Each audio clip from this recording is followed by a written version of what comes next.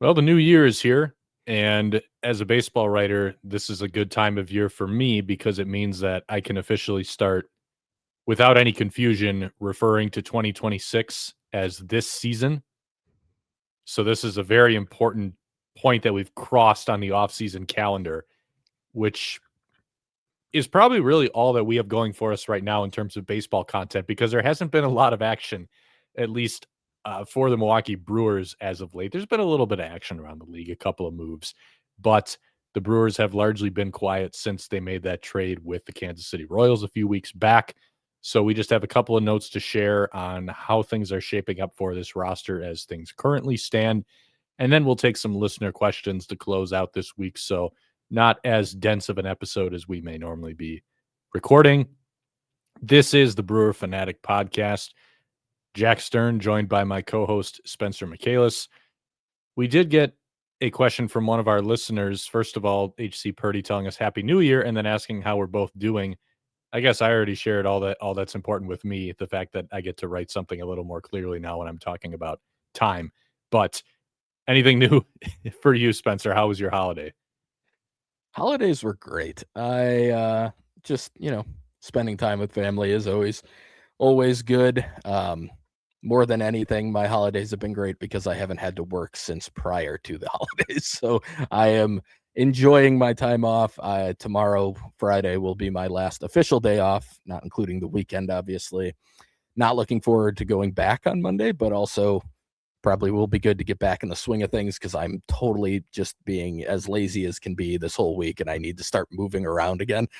But yeah, otherwise things have been good, and it's been nice to relax for a little while and just not have much going on and spend some time with family. And yeah, like you said, not much baseball stuff to take in during the holidays, and apparently that's common from what people are saying. I don't feel like I remember it being this dead during the holiday. Like I saw some people saying like, oh, this is kind of an unofficial break for the off season most of the time. And I don't remember that being the case, but I could just be misremembering. But apparently it's a thing. So maybe we'll start to see stuff moving. And hopefully by the next time we record, we'll at least have a rumor involving the Brewers that we can talk about. Because right now we don't really even have that. But yeah, otherwise things have been great, and I'm looking forward to getting into the swing of 2026 and our own baseball stuff starting pretty soon too. I think kind of a good sign that, or I shouldn't say a good sign, a sign that things are not really moving right now and there's not a lot going on. The fact that Joey Ortiz still being the starting shortstop in 2026 is headline news that generated a buzz.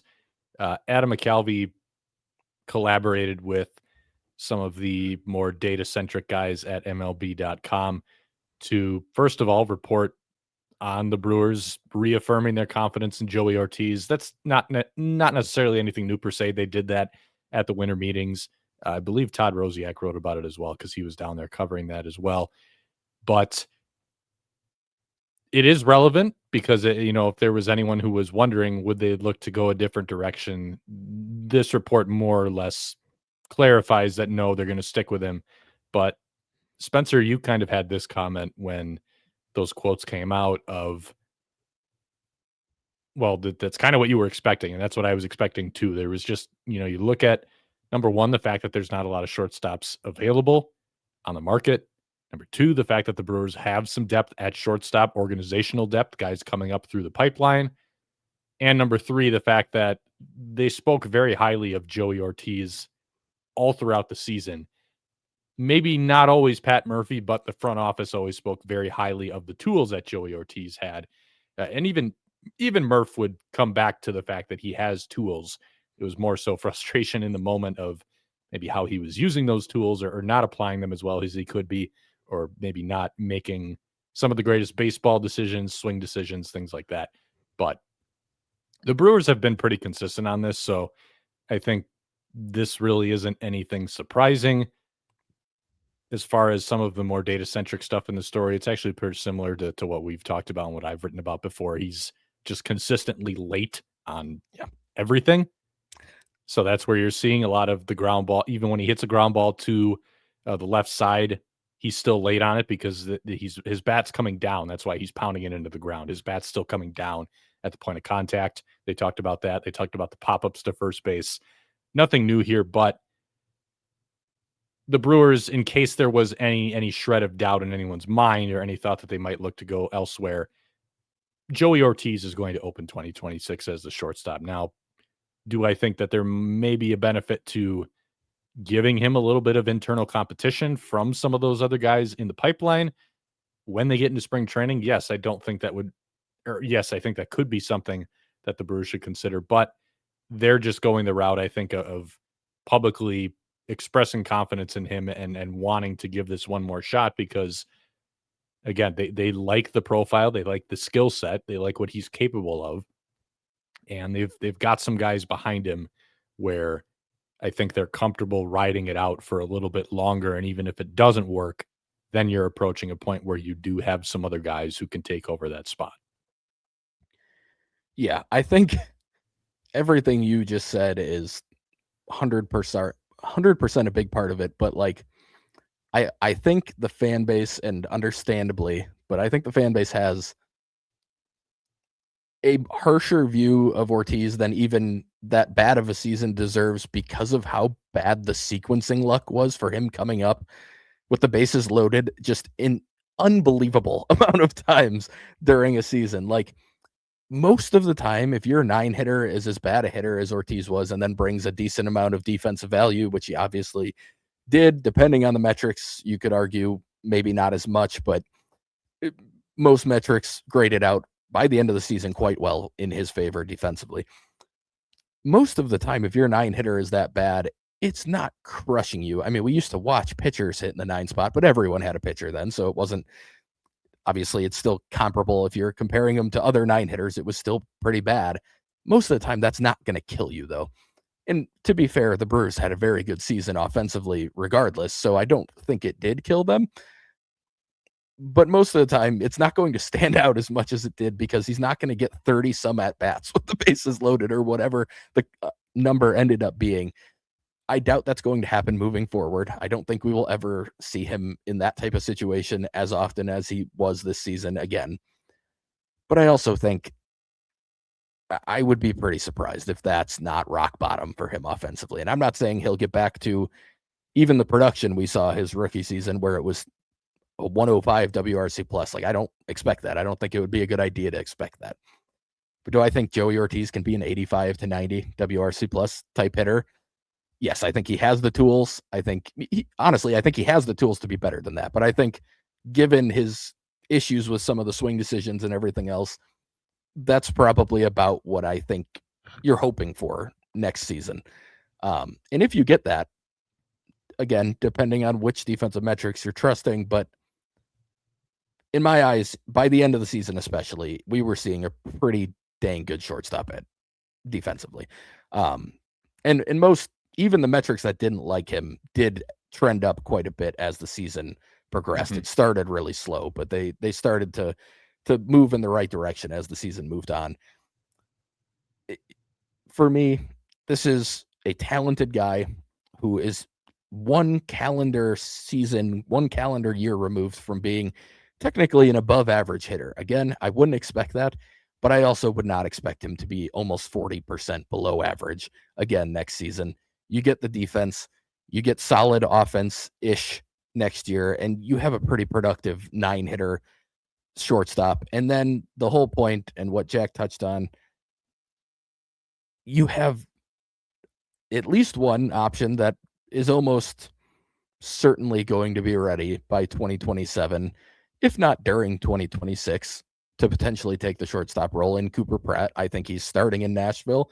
And if you're in Nashville, you are on the edge of being called up at any moment. If he has a good start to the season and Ortiz is struggling, you might see him by like June. That wouldn't be a shocking thing to me. I'm not expecting it, but it wouldn't be shocking.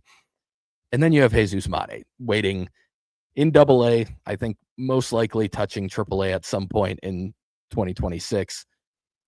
And I'm kind of anticipating for Mate like the Churio route. I think there's a pretty decent chance. And Jack, you've talked about this before too, but like he feels like the guy that gets that next pre-MLB debut extension, and then you see him as soon as they think he's even remotely ready for the big leagues.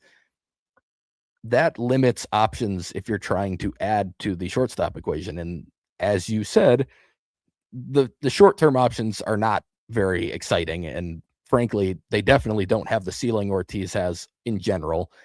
And most of them don't even have the defensive floor that Ortiz has. So maybe they have a better offensive floor, but they don't have the defensive floor. And that's something that the Brewers are always going to value very highly at shortstop.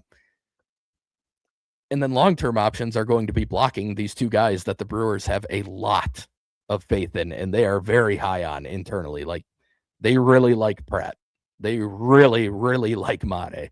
These are two guys that they don't really have any intention of blocking unless I think something crazy fell in their lap, like some shortstop version of the William Contreras trade a couple years ago. Like, if that fell in their lap, sure, they're not going to pass up on a ton of talent coming their way for a minimal price, but they're also not out searching to fill that role, I think, because they know that there's a decent chance they'll get an okay season out of Ortiz, one that'll hold over and play fine for 2026.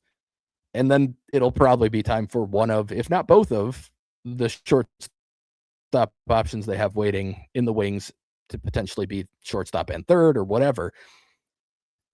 I think it's a reasonable stance to take, and it's one that we both expected them to take, and it was kind of what we assumed was going to happen. But I think laying it out like this hopefully helps some people who maybe are stuck up on like the reasoning or how they'd be willing to stick with a guy who had such a bad season offensively, because it was a terrible season offensively. There's no getting around that. But I think that's the logic, and for me, it makes plenty of sense to go that route. So I'm not surprised, and I also really don't have any issue with them going that way. This is what the free agent market looks like at the shortstop position. Bo Bichette, and then that's it. Yeah. Like that is the market. It's either Bo Bichette or you're looking at a bunch of more or less replacement level players.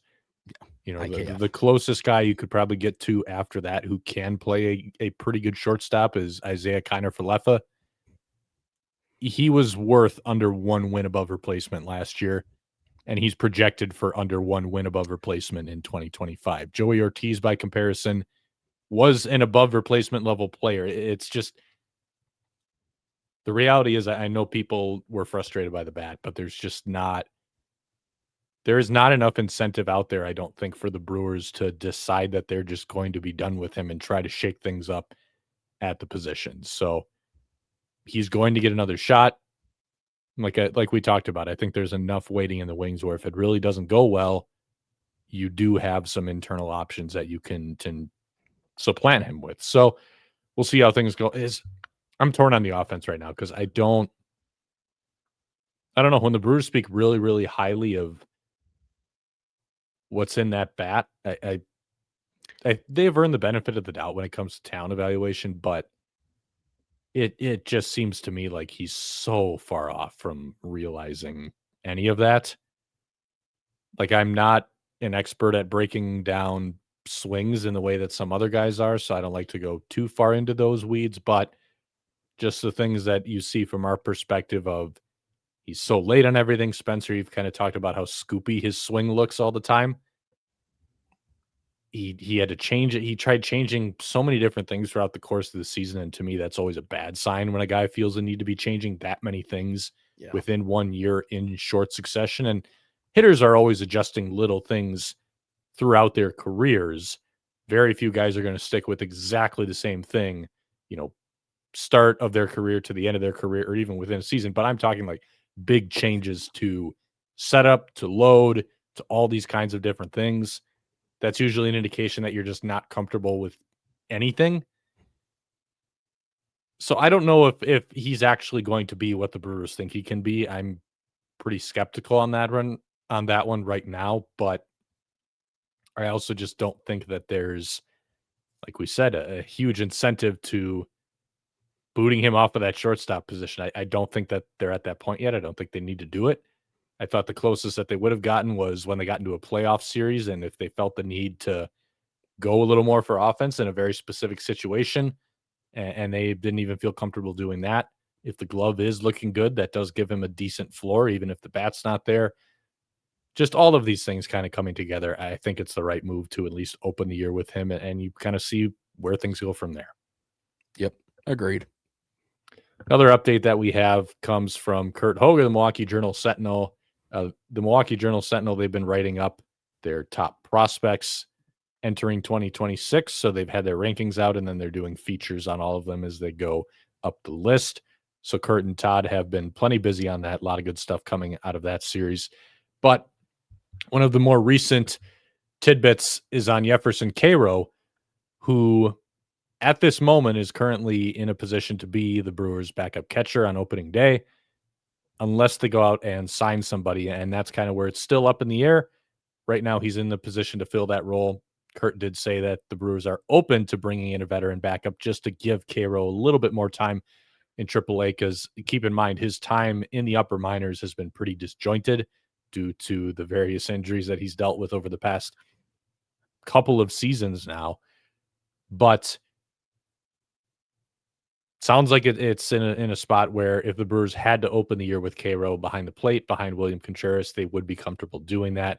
They were very impressed with him when he was up late in the year, kind of shadowing Contreras. Pat Murphy spoke about him very highly even before that in spring training.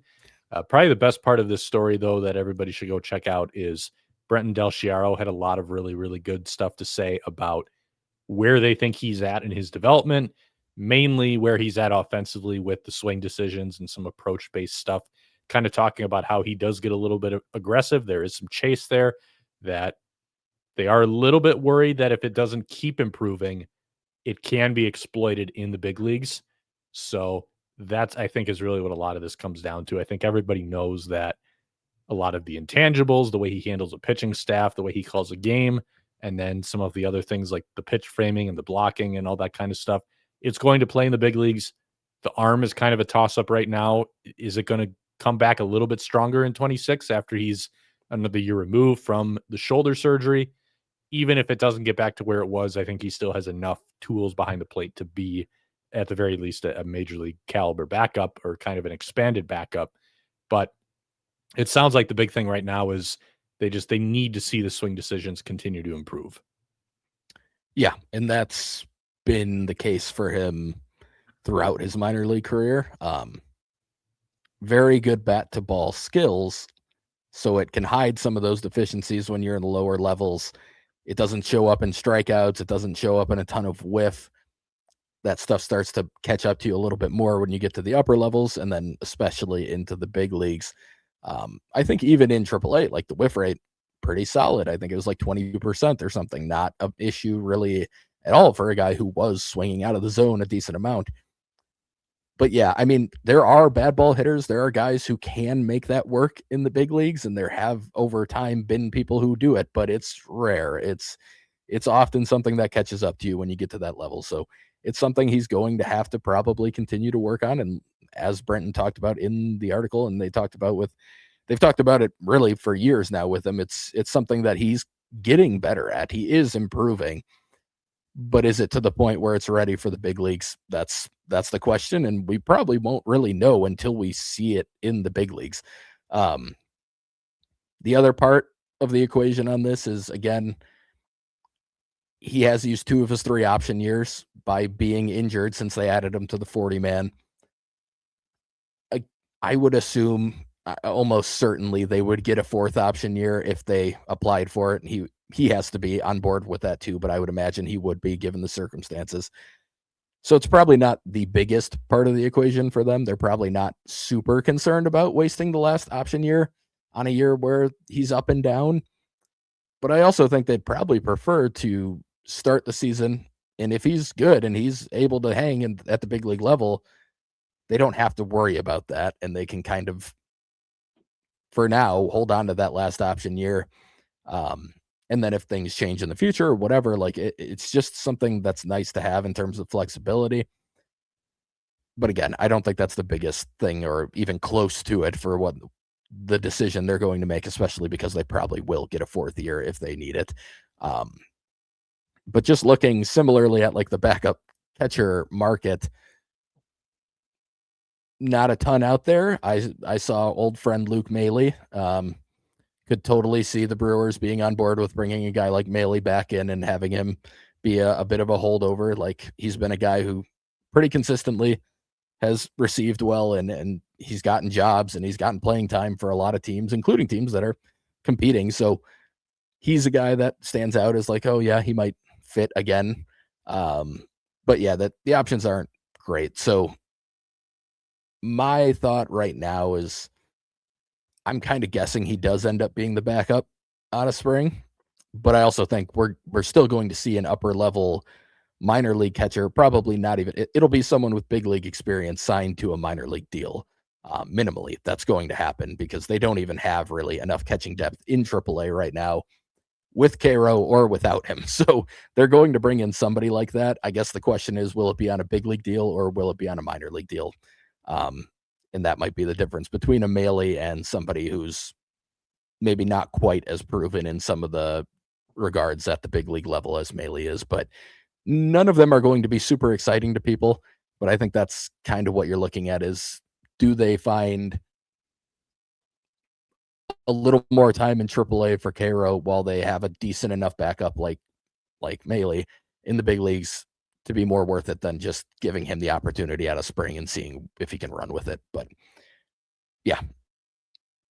One thing about this that's kind of interesting to me, especially if you're talking about swing decisions being one of the last hurdles that they really want to see him continue to improve at, is he going to be in a better position with the big league club to improve that stuff than he would be in Nashville, working with the big league hitting coaches, seeing big league pitching, seeing that they're going to try to exploit his aggression or the fact that he's going to be swinging at pitches out of the zone that he shouldn't be? Are they going to attack him with those pitches more instead of making mistakes over the plate, different things like that? I think a lot of times guys need that higher level of competition, and they need to see that to actually take that last leap that you're looking for. So that'll be an interesting storyline. I think, especially as we get into spring training too, that'd be a good one to kind of follow up on.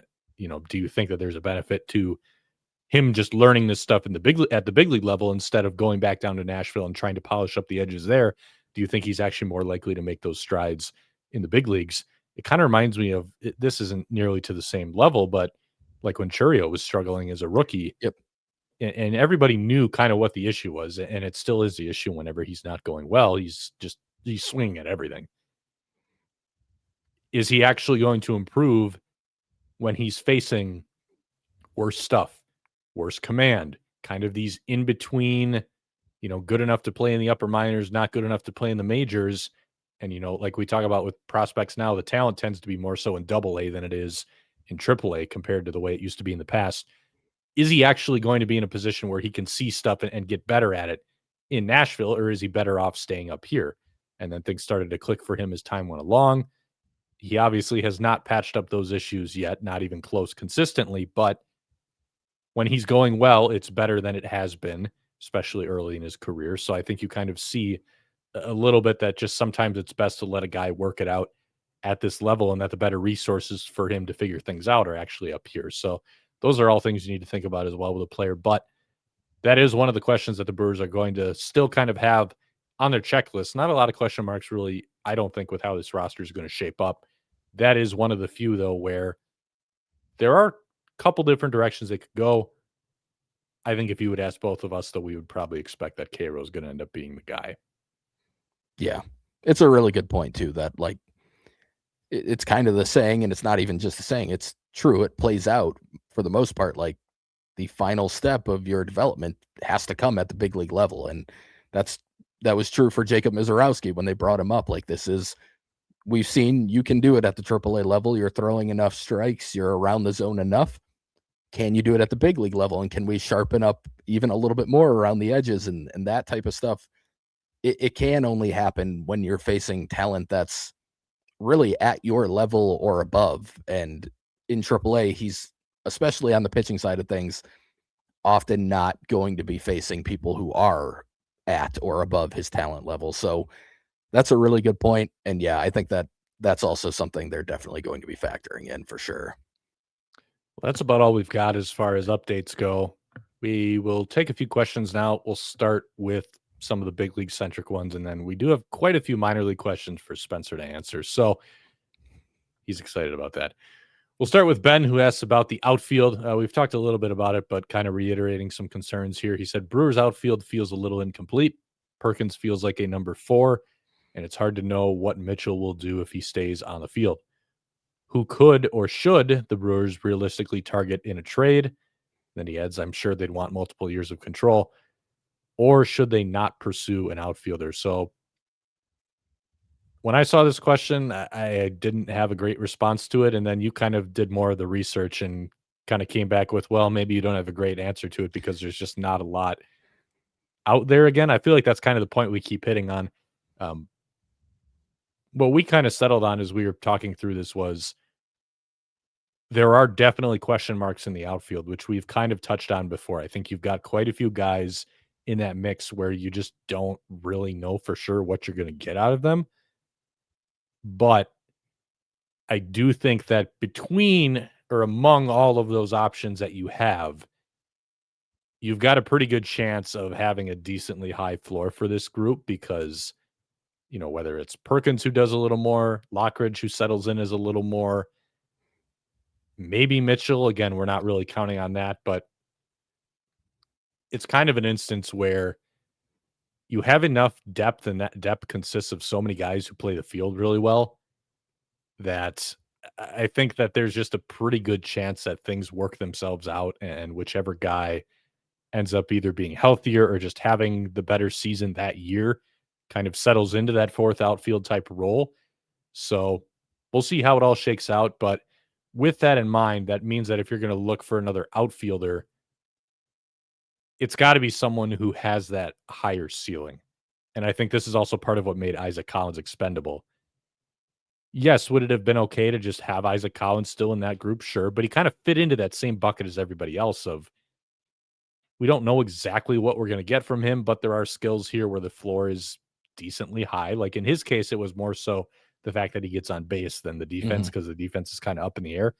With some of these other guys, it's probably more so the defense compared to what they're doing on offense. But I think you have a lot of guys here where there's just a very good chance of you have 3 guys who are at least 2-win players, and that forms your starting outfield.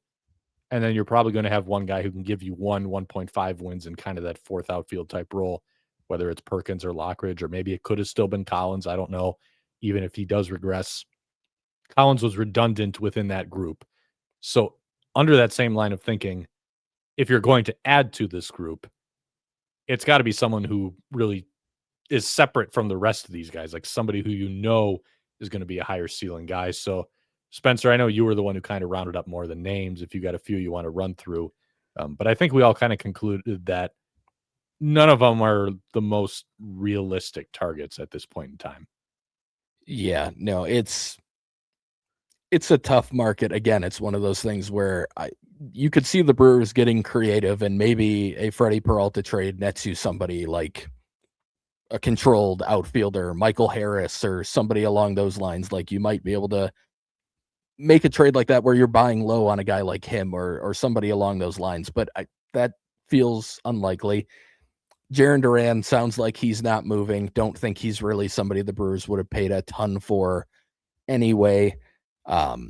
The name I came back to a couple times is like, if Byron Buxton actually was willing to be traded, he's got 3 years left. It's like $15 million a year, I think, for all 3 of them.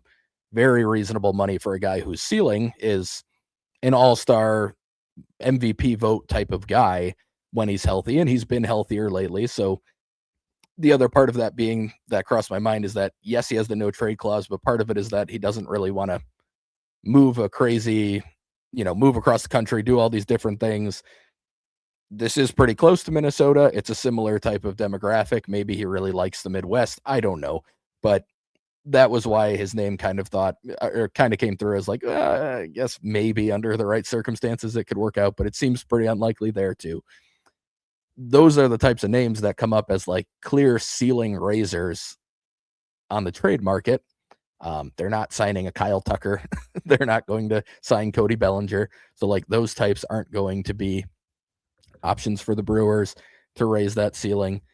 I looked at names like Joey Loperfido, like that's not anything different than the Brewers have. In fact, in many cases, it's probably worse than what the Brewers have because he's similar offensively, but with a worse defensive game. So like, there's just not a ton out there. And yeah, I think, as you said, Jack, like it's a case where you feel pretty good that you're going to get solid production, mostly defensively, probably from that third outfielder.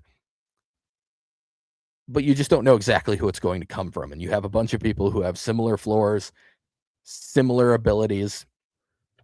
Obviously, the ceiling is Mitchell. If he's healthy and the bat actually does play, both, I mean, as big of ifs as you can possibly have, but it's there. We can't ignore the ceiling that he has.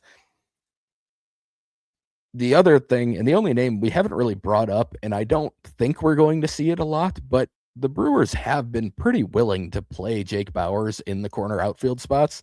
That might be something we see a little bit more, especially if the offense isn't necessarily going how they want and Vaughn's hitting well, and you want to make sure Bauers is playing. Like, that might be something that they do to try and raise the floor or the ceiling of the offense, maybe a little bit more than we've seen in the last couple of years of Jake Bauers being on the Brewers. But yeah, I think we are pretty likely to just see the internal options be the options. And I think we both agree that it's pretty likely that will work out fine. I think it was similar last year. Collins ended up being the one who stepped up production wise and got the production that you probably more than you could hope for from him. But like, it feels similar this year where like, yeah, I don't know who it's going to be, but I think it's going to work out fine. And one of them will kind of take the reins and take that spot and just kind of carry the majority of the playing time on their shoulders. And then the other guys will be there as, the fourth outfielder, fifth outfielder, the guy who steps in when there's injuries. And then, you have Bauers sitting there too as a corner outfield option. Lockridge does feel like a little bit of a wild card here too, because you keep hearing about how high the Brewers are or how much they like his skill set. Yeah. And it makes you wonder, is there a little more in there than what everybody's seen so far? I looked into it a little bit a few weeks ago. He hits the ball harder than I realized. Well, so there is that. He started hitting the ball harder when he came to Milwaukee than he had showed at any point in San Diego too. Like, he was hitting the ball pretty hard, like in El Paso for most of the season. He was, too, yes, like in the minor leagues. So I mean, it did start like this last year, but this is a guy who you go back and you start looking at the scouting reports, and I saw he was actually scouted as like a power speed threat very early in his career. But it looks like, and I don't know this for sure, but just from my analysis, it looks like somewhere along the line he kind of switched approaches a little bit, because there was a lot of swing and miss in his game early in his career when he was doing a little bit more of the air pull approach. Now he makes way more contact, but he basically chops at the ball with the swing path that he's got right now. And I'm just assuming that's a guy who knows he's fast and he's trying to put the ball on the ground and just knowing that that's his best chance of reaching base. It seems like his profile now, he's trying to get on base as often as he can so he can use his speed to impact the game in that way. But if there is a little bit more ceiling in there than you would maybe think, because he can hit the ball hard. Now, the other part of that equation is, are the Brewers the hitting staff that's actually going to bring that out of him? I don't know. Because again, I think they're on the right track. I think we saw Bryce Terang is already kind of an interesting case study because he is getting better at it at the big league level. That would be like the first time that they've pulled it off in recent memory.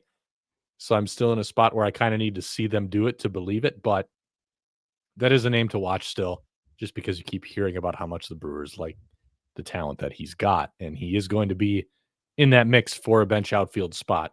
And he did turn some heads even just on the big league staff in his time down the stretch with the big league team in a very limited capacity. So another guy to watch, but I think you're right. I think the larger point is just that this is kind of in a way the way the Brewers have operated. They're bringing a lot of guys who don't seem very exciting, but just by virtue of having a lot of guys who are high floor and maybe not the most exciting, it all kind of settles into a cohesive, productive mix by the end of the season. Yeah. I think I'm not saying that it would be like this exact same type of change, but the description you gave of Lockridge sounds a lot like how Carlos Gomez's career went before he came to the Brewers, which was when he was with the Mets, he was a free swinging in the Mets system. He was a free swinging showed huge power type of guy, but very fast, struck out a lot, had a lot of swing and miss. So they converted him into like a, hey, put the ball on the ground and go beat it out for infield singles and bunt and steal bases and do all that stuff. And then he came to the Brewers, and Dale Swaim gave him the idea of like, hey, let's go back to like being aggressive, but we'll do it a little more controlled. We'll do it in a little bit better way, but we'll let you show off that raw power again. I don't think Brandon Lockridge is on the precipice of a 30 homer all-star breakout, but I'm saying like to a poor man's version of Carlos Gomez, maybe that is what you're hoping for, where you see like, okay, we know he's got the power in there. He made a big time approach change to try and get to his speed and use that as a ability more than anything else. Maybe we can kind of marry those two ideas into the most productive version of Brandon Lockridge. And again, that's not big, huge home run power numbers or anything, but maybe you can see a little bit more. Like even after he came over, you could see just watching games, not even looking at some of the exit velos and that stuff, like a couple balls that he drove off the right center field wall. Like that's not an easy thing to do for a guy who's he's a lean right-handed hitter, and he like hit a few doubles and I think a triple against the Reds maybe, but couple balls that were like, oh yeah, those almost went out. They hit the middle of the fence in right center. Like you can see a little bit of the power in there. If they can find a little bit more, you're right. Like more than Blake Perkins, there's probably a higher ceiling for Lockridge too, but the odds of him or Mitchell reaching those probably not super high. But again, all of these guys combined is what you're looking at, is like it's pretty likely to work out by, it might take a month to figure out who that guy is going to be. It might take a little bit longer, but it will eventually get figured out, and I think it'll work out pretty well. HC Purdy asked about power from the third base position, which I do think is like, if there is a sneaky area where I do think the Brewers should be looking for opportunities to go more of the ceiling route, I think that's where they should probably try to do it, even if they don't have to per se. He said, one thing I wonder about is how they potentially add power to the lineup, given the roster and financial constraints. I wonder if Wilkin hits well enough at AAA. Do they give him significant time? I assume he's asking at third base at Durbin's expense. I don't know if they would, mainly because of the defense factor. Honestly, I think a lot of where Brock Wilkin fits into the mix for this team is actually going to come down to how the glove looks, because they value that so much. And if he's in a spot where it's just not good enough at third base and there's production at first base, I don't know if they're going to be banging down the door to get him into a big league lineup every day, even if there's more slug there. Because we have seen the Brewers like willingly forego opportunities to have more power in favor of maintaining the defense. They really, really value that. And that is what Durbin, to his credit, like the growth that he showed at third base was incredible within one season. In spring training and within his first few weeks in the big leagues, he looked completely lost at third base for the most part. And then he got to a point, honestly, by mid-season already, where it looked really, really good. And then by season's end, really, really clean over there. So I think a lot of it's going to come down to, are they willing to give his glove a little bit less time over there? Now, they did start giving him some time, or they gave Seigler more time at his expense for a while because they liked how Seigler matched up against certain pitchers more. And I agree with him. I think that was the right move to try. And I kind of hope they revisit it again this year too and see how it plays out in spring training, especially. But they also liked how Seigler looked defensively at third base as well. So that's part of that equation on top of that. But I would like to see them be willing to shake things up at third base, especially if Wilkin is even passable defensively over there or any other option, because Durbin just has such a limited ceiling to me. Like, I just don't see him getting any better than this. And that is that's kind of how it goes for guys with that kind of profile, where it's like very high bat to ball, very scrappy kind of guy. If you're doing all those things well, it can give you a very high floor of like, you got a pretty clear path to being productive, but there's also just not a great path to turning into more than that, because you don't know, is there really more in the tank, or is he using this style of play to already like scrap everything out of his frame and everything out of his abilities. And I'm inclined to think it's more of the latter, that his style of play is actually helping him, like, probably produce a little more than you would expect a guy like him to produce. And I don't know if it's getting any better than this. So there's a role for a guy like that. I just wonder if it's more in that utility, you can kind of move him around kind of role. He can bounce between second, third, maybe the very rare start at short if you really need it, depending on the matchup. If there's more of an upside guy at third base, I think you got to look for it. But again, knowing how they operate, if there's the potential for a better bat, but the glove isn't there, I don't think they would do it. Or at the very least, I don't think they would be super eager to do it. Yeah, no, if Wilkin can't handle it defensively, I don't think it'd be something that they're, like you said, kind of knocking the doors down to make that change. But I saw Wilkin once in Appleton live and came away feeling like, oh, that looked a lot better than I was expecting it to, seeing him. And when I went, like, when I go to these games, especially for the top guys, like, I'm pretty locked in on what they're doing defensively, because that's the best time to see that. Like, you can't really see that on video very well. But having watched a lot of Shuckers games last year, and especially pre-knee injury, he was not moving super well after the knee injury, but pre-knee injury, he looked the part to me. I didn't see issues going left or right. Coming in on the ball, I mean, he's not super fast, so it's not going to look crazy athletic coming in, but he can throw on the run with no issues. He can make off platform. I saw him make barehanded plays. Arm wise, like, I would guess it's bordering on pretty close to, like, plus for an infielder, probably good for a third baseman. I think the question for him is honestly just going to be, does he hit enough to force his way into the big leagues? We'll have to see how it looks in AAA, but I think defensively he can do more than hold up. I think he'd be able to at least look the part as, like, an average third baseman, which, if the bat is good enough, I think they're willing to deal with average defense at third base with a bunch of power.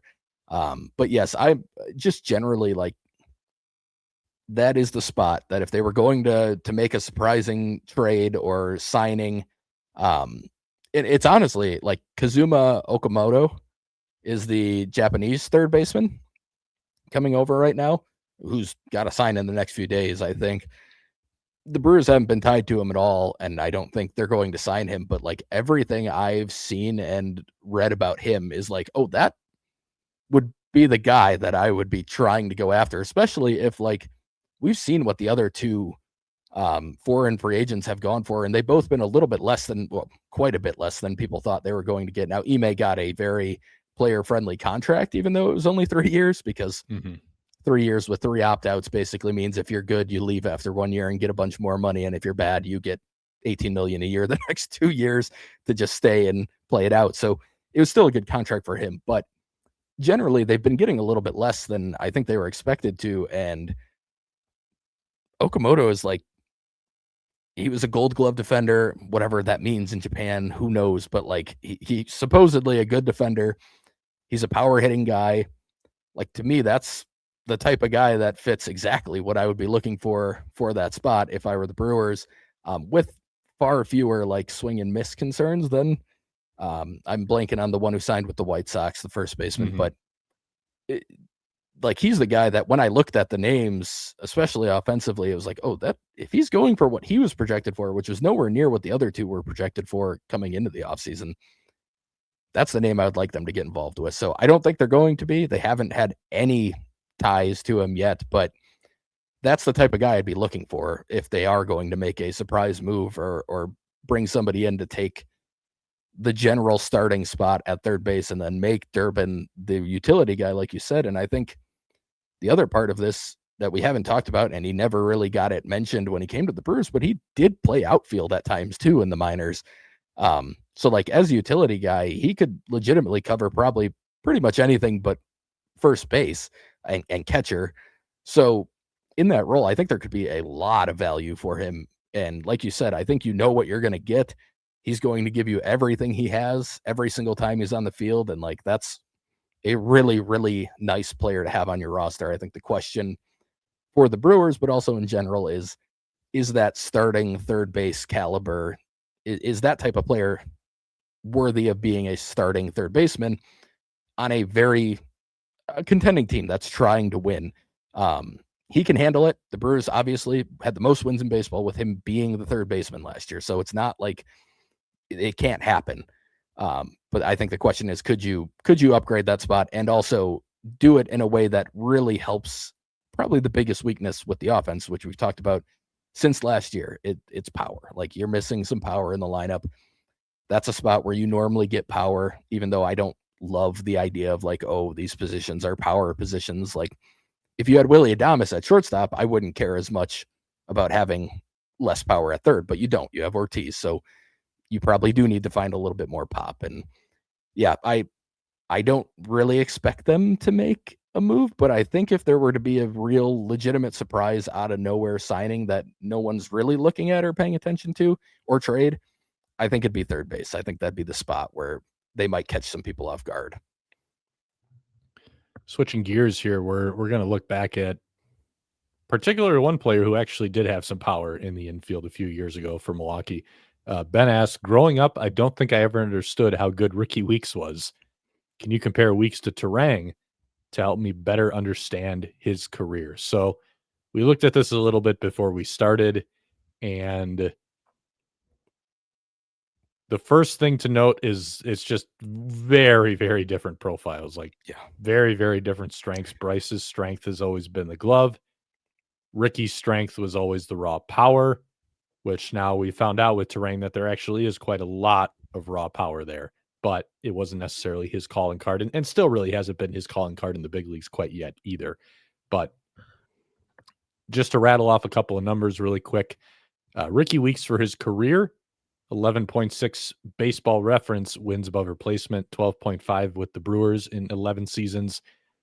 Bryce Terang is pretty much already gotten to that level in his 3 seasons with the Brewers, 11.8 baseball reference wins above replacement. So he's basically nearly matched Ricky Weeks' value in Milwaukee. He's already exceeded Weeks' value for his career by measure of that metric. Now, Fangraphs likes Weeks a little more. It gave him, I believe, 18 wins above replacement for his career. But Ricky's peak was also very short. That's the other part of this to consider. Ricky, at his best, was flashing a lot of power at a second base position that really was not a power position. So that's really more what his calling card was. He had a nice little stretch from basically 2010 to 2012 is when his prime was, or excuse me, 2009 to 2011. It was starting in 2012 that things kind of started trending in the wrong direction. But really just also kind of shortened by injuries during that stretch.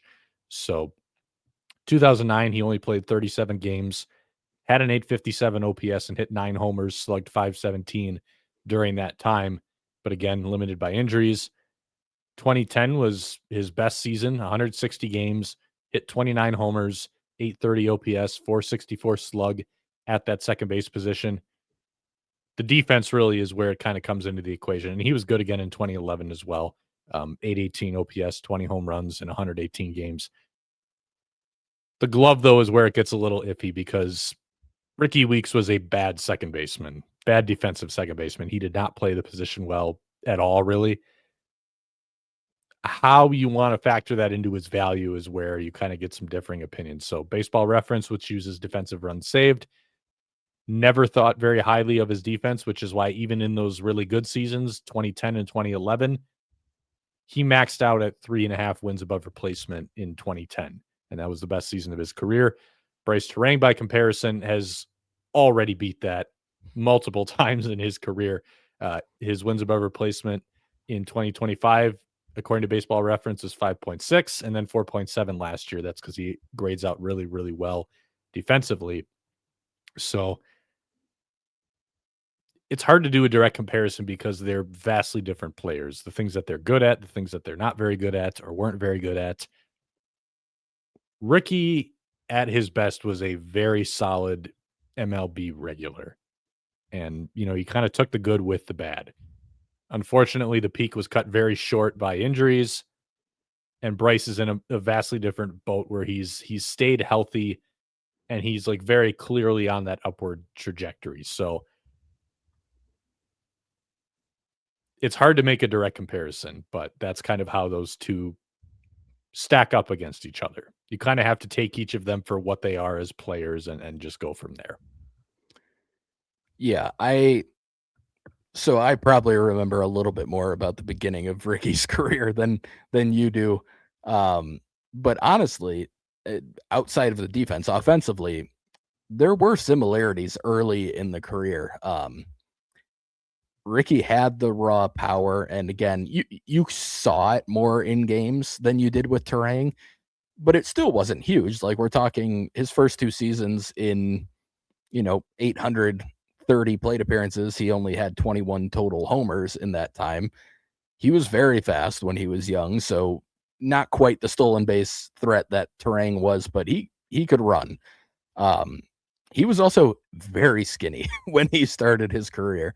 He got big quick, and it was muscle. Don't get me wrong. I'm not saying he got out of shape, but he, for my money, it'll always be the biggest question mark for me will always be, did he get too big? Because he started having muscle injuries constantly and soft tissue stuff, and his wrists getting messed up really hampered. As he was getting on the right track offensively, he messed up his wrists. It really screwed up like some of the most insane bat speed I'd ever seen. And if you look at video from when he was just starting in the big leagues, like that swing, the first homer of his career, the one he hit the same day as Prince Fielder, who hit his first homer, which is one of my favorite little random moments in Brewers history, because it was also the day they interviewed Ryan Braun, who had just been drafted in the booth. So that was like the sign of the Brewers' future at that point. But you watch that video and like you barely see the bat. And granted, quality of television at that point was not what it is now, but the bat just moves so fast. He's one of those guys that like, I wish StatCast had been around for him, because some of the balls he hit, even homers he'd hit, looked like they were like line drives to the shortstop, and then they'd just be over the fence in a couple seconds. His ceiling offensively just felt insane his whole career, and he kind of 2010, like, yeah, that's pretty much reaching the offensive ceiling, almost 30 homers. I mean, he always had pretty solid walk rates, not too insane on the strikeout rates for a guy who had the power that he had. But he just never felt like he totally reached his ceiling, and we don't know that Terang will. But like Jack, like you said, it's trending a lot better, and the fact that he's been able to stay healthy to this point is definitely a really good sign for him. And yeah, the defense, there's no question. It's not even close. Like, Ricky Weeks was a butcher at second base. He had what seemed to be concentration issues. He didn't field routine ball. Random thing, but like, I always thought they should have tried him at third base where he had less time to think about things, because he had the arm to play on that side of the infield. But like, if he had time to think about a play, it was not going well. It was going to be bobbled. It was going to be thrown. He would make some throws that Keston Hiura might go like, whoa, how did you throw it that far over his head? Like, there were some throws, just, he was a frustrating player. And I was like 10 during his prime, 12 years old in 2010. Like, this is my memory of him as a preteen, but like, for the most part, he was just somebody that felt like he never quite reached what he could be, or never even really came all that close to what he could be. And it was very frustrating. Terang's kind of being the opposite right now, where it feels like he's reaching heights that I didn't even think he had in him. So he's on a trajectory that was just very different than Ricky was at any point. And then, yeah, the defense it's a complete game changer for the two of them. But Ricky Weeks was a good offensive player when he was healthy for the most part in his career. Like, and I probably didn't give him enough credit for that at the time. Like, there were 3 seasons in a row, including the short 09 season, where he's 126, 127, 124 WRC plus. Like, Terang was a 124 this past season. So basically putting up the same numbers offensively on the whole. but with horrible defense, and that's where the big difference is. So, yeah, you covered most of it, but we don't talk about Ricky as a player. We only talk about him as a guy who coaches and then goes to the front office, and we don't know what his role is going to be and all these things. But I had to get that off my chest because 10-year-old Spencer had some hate in his heart for Ricky Weeks, and as I look back, I probably didn't appreciate the offense as much as I should have either. That was me with Chris Davis when he was in Milwaukee. Because this is, back when I wasn't watching baseball like super intently, and you learn to appreciate certain profiles more. And I always just saw this guy who didn't get on base as often as I thought he should, couldn't play defense in left field, had no throwing arm out there, and I just felt that it was such a clearly flawed profile, and that he just wasn't that good of a player. And then I look back and I'm like, no, this guy could actually hit the piss out of the ball. And that's what made him valuable. And then he went to Oakland and popped, 47 homers a couple of years in a row, and you could see it a little more clearly there. Also with a club where he didn't have to play the field at the time. But correct. yes, those are, yeah. So I feel like everybody's got kind of those guys who they didn't appreciate enough quite when they didn't quite appreciate enough when they got to watch him when they were younger. So maybe that's you with Ricky Weeks. That's me with Chris Davis.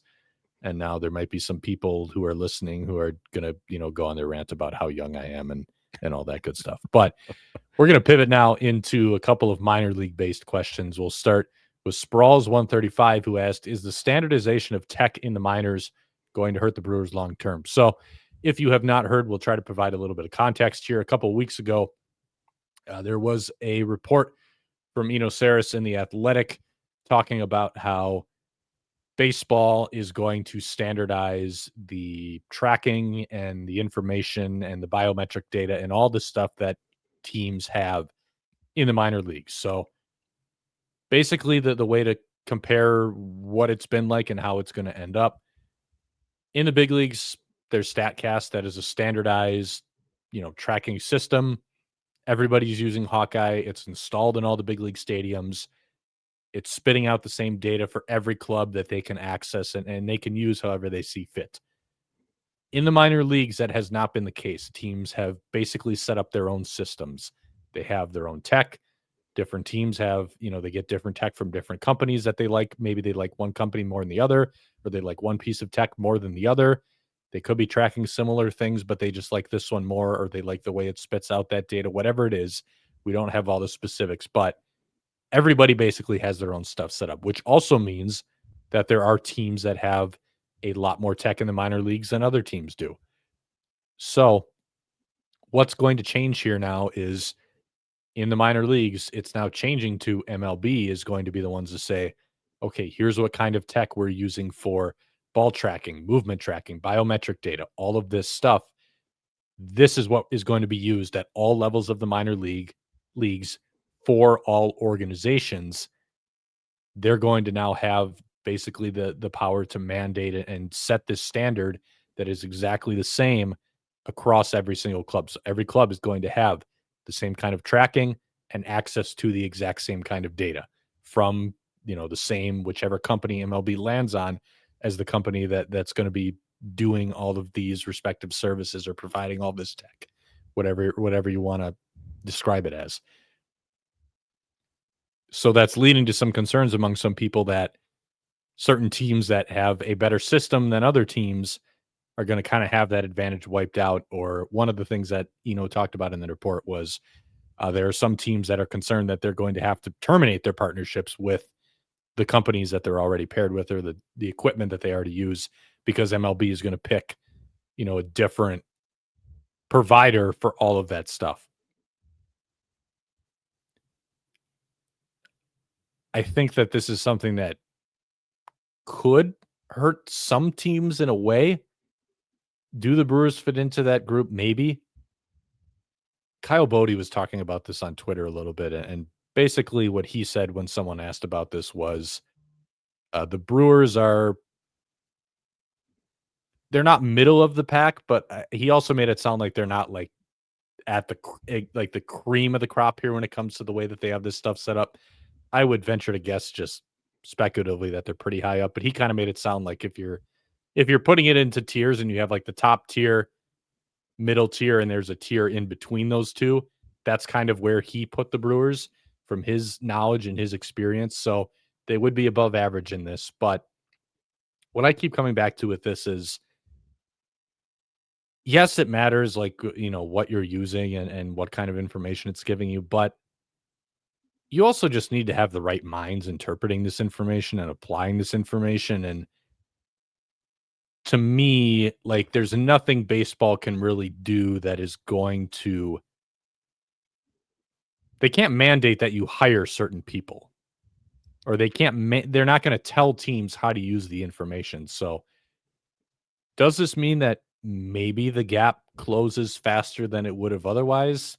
Perhaps, but like, the Rockies probably aren't a great example here because they're not overhauling, or they are overhauling their player development under Dave Podesta.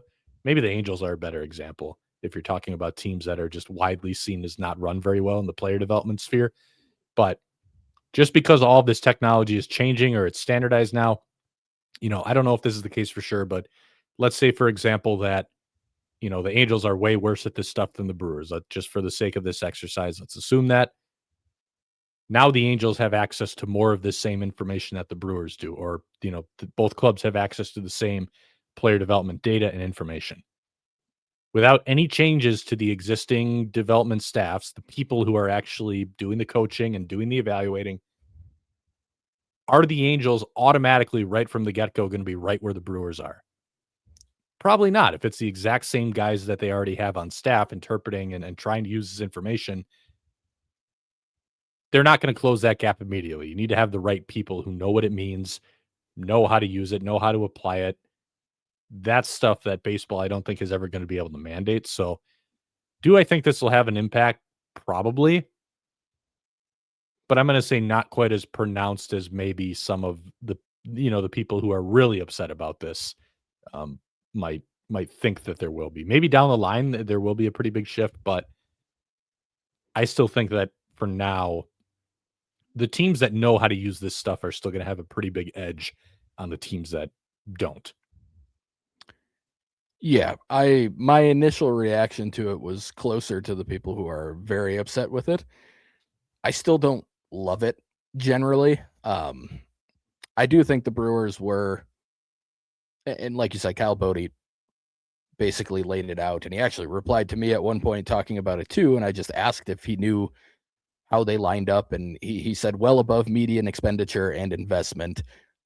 And he mentioned, like, I hope early mover orgs get some sort of rebate or something as the stuff is centralized for the people who are using things that'll be, above basically what they're going to standardize.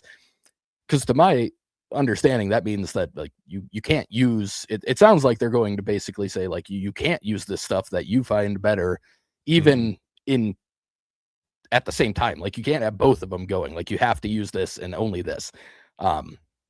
And I mean, who knows? But my guess is it's just going to be Hawkeye, because that's already what they are very familiar with. And AAA already has StatCast completely set up and running. And just for my selfish reasons, I'm hoping and assuming at some point this does mean that we will get consistent public data for all the levels of the minors, which for me, I'll take the trade-off just selfishly if I get access to that stuff, because I think that's would be just unbelievably helpful for me in terms of trying to figure out, prospect stuff and look into minor leaguers and everything else. But that's besides the point.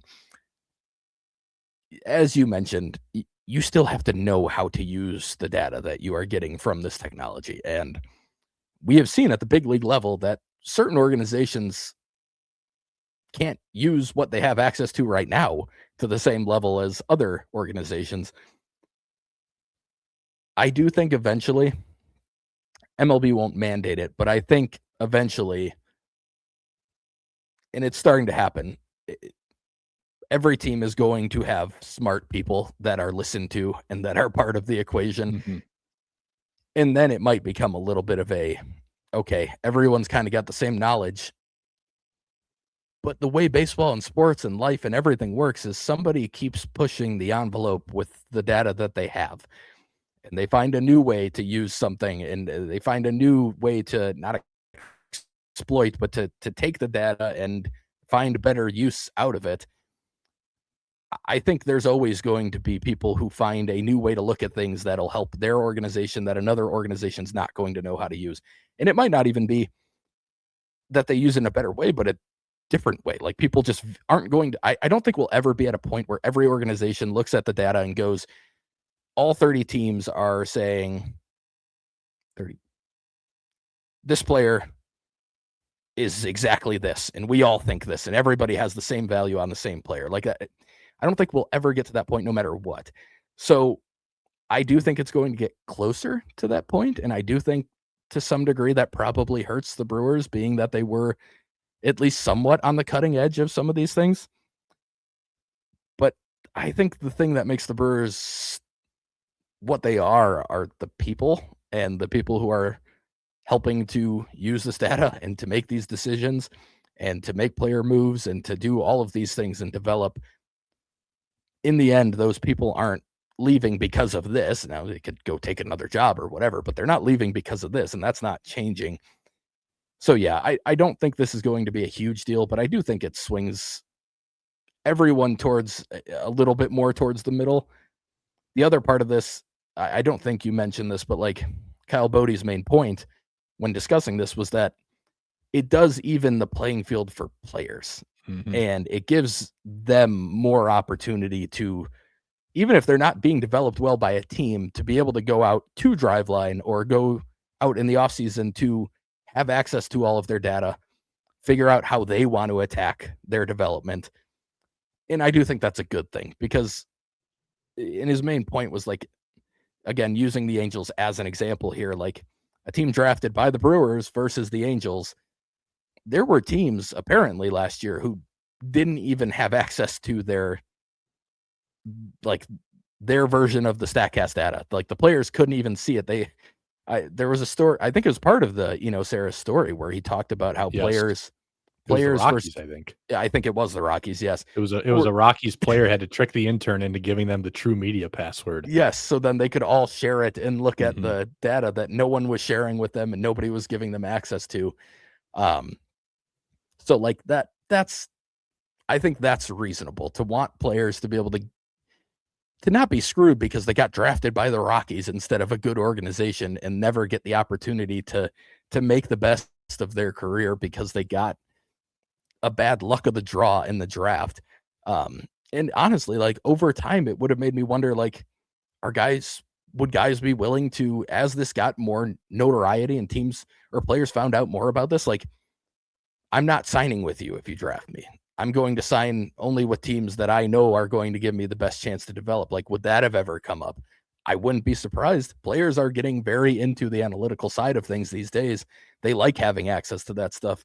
If they know an organization isn't going to give them that access, they might be pretty inclined to say, well, my demand is, your whole bonus pool for you to draft me and sign me. Otherwise, I just won't sign. Like, I think that could have happened at some point. So I do think in the end, it mostly makes sense. I don't know what the better solution would be. I feel like there could have been one better than what they're thinking or what the plan is. But like, in the end, I do think it makes sense. I think it's reasonable, and I do think it's better for the future of the players that make the game what it is. So I think it's probably for the greater good, an overall good thing. But again, and also to tie it back, like, if they give me the data, I'm going to stop caring about it at any degree, because that's going to make I will just be so happy.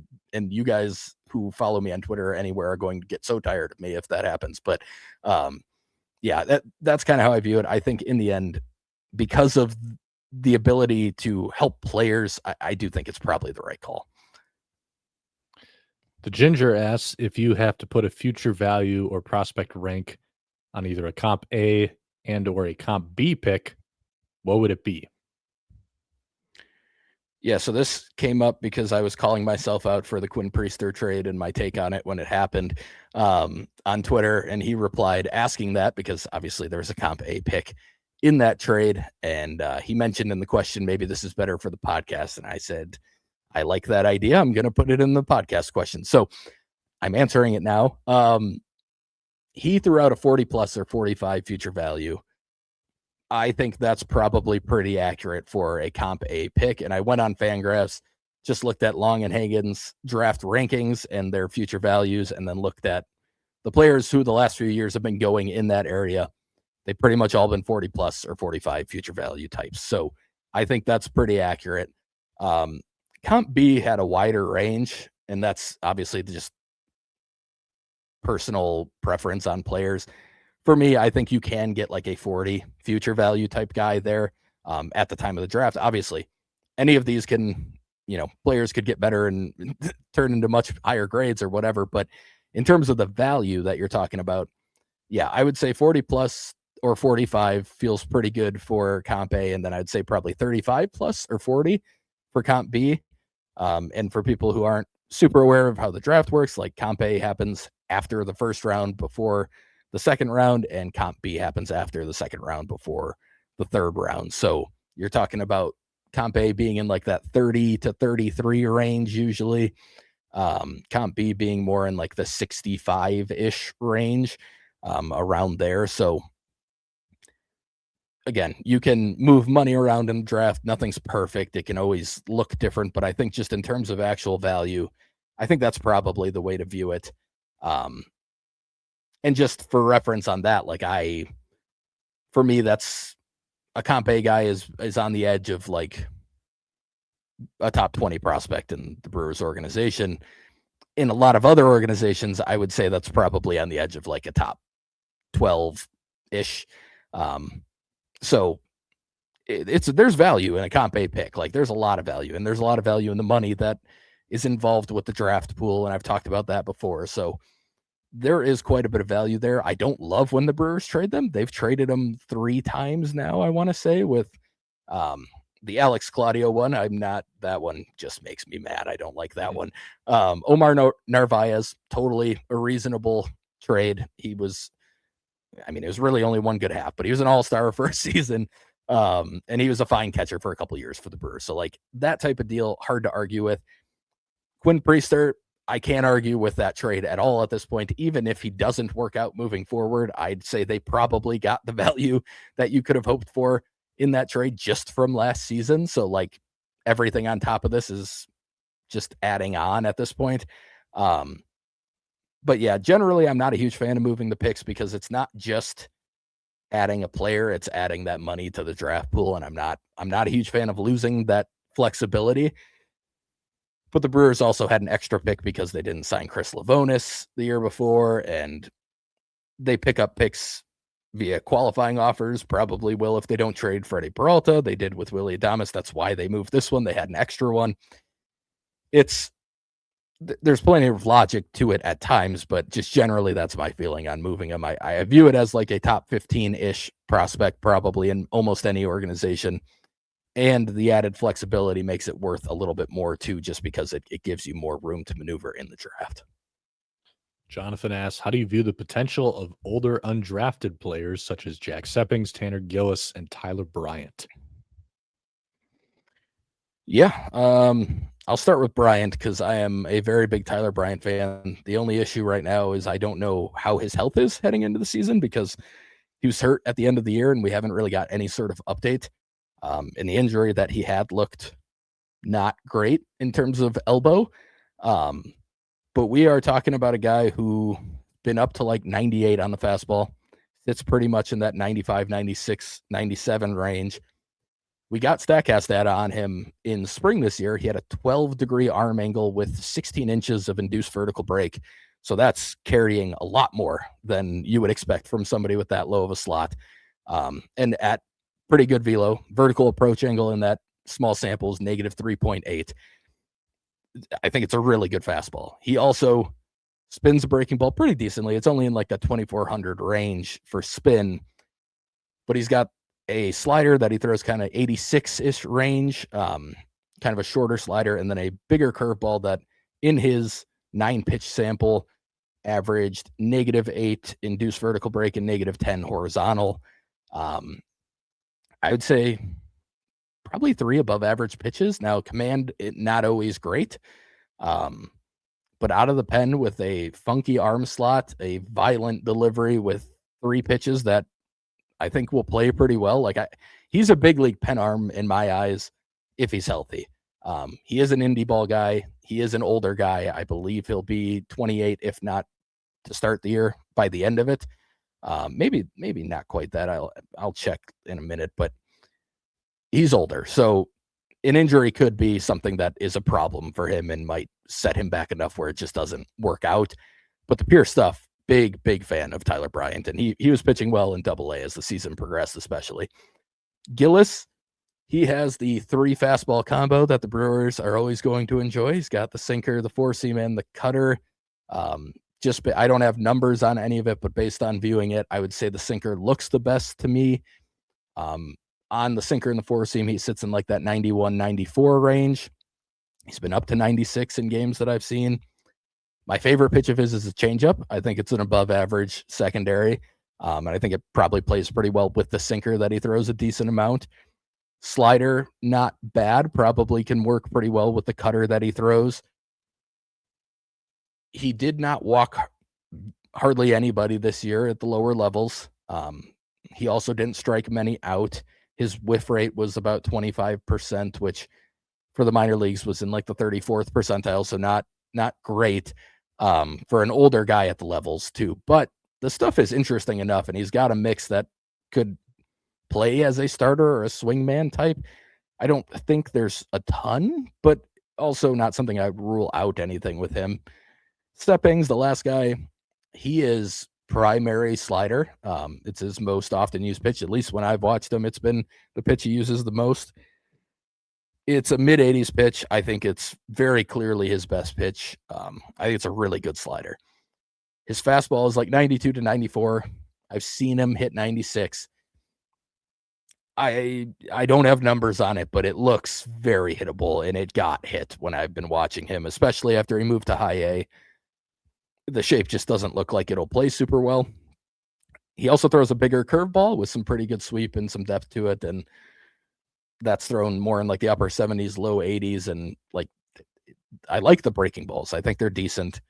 The fastball, maybe a jump in velo. Maybe he can turn it into like a 2-seam or a cutter or something, but right now, I don't think he really goes anywhere unless the fastball gets fixed. And it showed up in high A. Like he got hit hard once he got there. But he also had decent amount of whiff this year, and I like the breaking balls. So if he can figure out the fastball, maybe he's a pen arm down the line. But I'd say of the 3, I like the other 2 more just in terms of the pure stuff and the way they could move forward. We'll go back to H.C. Purdy, who asks, how do you feel about Mike Bovee at this point? It seems he has fallen quite a bit on the prospect list. Then he asked, more generally, what do you think of drafting high bat first players who don't profile well defensively? Yeah, so Bovee's shoulder, he had surgery this prior offseason to this one, so prior to the last season. And it took him a while to get on the field and playing games, and it just didn't look right or comfortable at any point. Like his swing, which I've always been a very big fan of, he's a guy I specifically wanted the Brewers to draft in that draft, just didn't look right. He never drove the ball a ton in the air, but he hit the ball hard his first couple seasons in pro ball. That wasn't even showing up as much this past season, and it just looked like the bat speed wasn't quite there. And it was his right shoulder as a left-handed hitter, so it's that lead arm, which that can happen when it's I believe it was a rotator cuff. I can't remember if it was a labrum. It was either a labrum or a rotator cuff, but it was the front shoulder and also his throwing shoulder. So defensively, he was stuck at DH and first base. I don't think at the time of the draft he was like I think he was somebody who watching him, even seeing him in Appleton like I did with Wilkin, I thought he could have handled third or second base fine. Would it have been great? Probably not, but like I thought the hands were fine. I thought the reads were pretty decent. He wasn't fast, so range-wise it wasn't going to be great at second, but I think it would have been fine at third. And I thought his arm was fine. But if the arm is bad now coming off the injury, he's probably stuck at first, and yeah, that makes it a really hard profile unless he actually does start to lift that hard hit balls in play. Like he has to start to hit those in the air, or it's just going to turn into somebody who is a bat first, hit overpower, first base only. It turns into Tyler Black with less athleticism, and that's not really a good profile. So the general question of bat first, drafting those types high, or drafting them early in the draft, like, again, I would kind of push back on Bovee being that at the time. Like, he played shortstop in college. Not that that's the end all be all for a team like Omaha, but like, I think he was a good enough athlete and a good enough arm and everything else to handle the other spots defensively until this injury. But the general idea, I'm not a huge fan of. And I think it just doesn't really make sense from the Brewers' perspective, because they value defense so much that if they're going to draft that type, like, are they ever going to fit with what they want if they get to the big league level and they hit enough to do it? I would argue probably not. And you could argue then, maybe they can trade them and that could be their value to the organization. But like, I would rather draft people that I actually think, yeah, I could absolutely see these guys helping our club and not as value pieces. So I'm not a huge fan of it. They don't do it a ton. Like, I thought they were doing it with Wilkin. And then, like I said, I don't really feel that way, because I think he can more than handle third base. I kind of felt the same way with Andrew Fisher, and he looked okay at third base. And I think he'd be a really solid first baseman. So if that is where he falls back on, like, that's fine. I think he could probably handle a corner outfield spot if he has to. So I don't think they've done it, even when I've thought they've done it.